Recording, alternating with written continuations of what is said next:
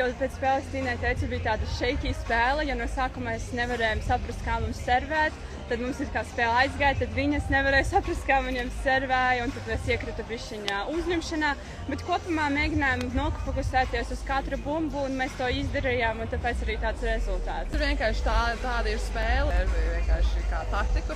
Bet šī bija augsta līmeņa spēle, jo es jūtu tādu baigo mentālo, jo viņas ir ļoti gudras, viņas ir ļoti pieredzējušas, un bija tāds, ka viņas jebkurā brīdī mūs tūlīt kaut kā apčekarēs, tāpēc bija tāda spriedze visu caur diviem tiesnešu svilpi, bet tā kā tāds, piektais spēlētājs, jo tiklīdz pēkšņi svilpi parādās, tā visiem uzreiz viss nobrūk. Bet, es varbūt vispār gribētu pateikt par to, ka tās ļoti daudz cilvēku fokusējas tieši to, ak, Dievs, tik daudz servi kļūdas, bet īstenībā jau, ja tu kļūdies servē, tad pretiniekam viņam jau tāpat vajadzēja savu saidautu izmantot un dabūt punktu.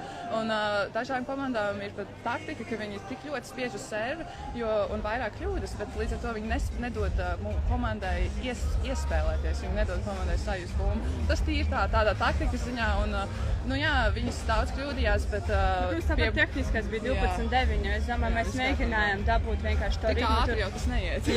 Spēlē, un tad jums arī emocijas aizgājas priekš, un arī uzreiz 20 to dabījāt. Jā, tas bija labais punkts. Mēs jau tikko šeit apspriedām to punktu. Kā pēdējo, man likās, es izcēlu jau uz to pusi, bet Tīna teica, perfekts cēlēns. Tā parasti grūti iet. Kur tu tādas faktas? Viņas ir leģendas, un man īstenībā tāds respekts pret viņām kā spēlētājām.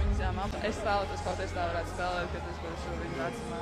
Tikai šķiet, ka viņiem liekas tāda slinka, lēna un tāda, bet viņa visu, ko viņai vajag, viņa vienmēr visu dara. Tā tikai šķiet, ka fiziski nav varbūt viņa ir pati spēcīgākā spēlētāja, bet viņa ar savu tehniku, redzējumu laukumu, viņa visu izdara.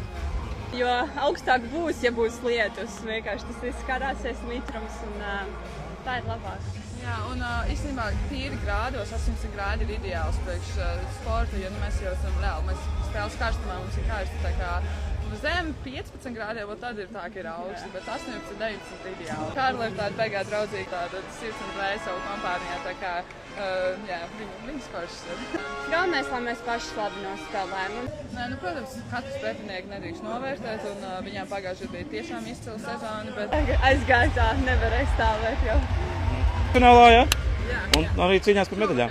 Tieši tā. Paldies, mēdēs. Paldies. Anastasija Kraučēnek un Tīna Graudeņa.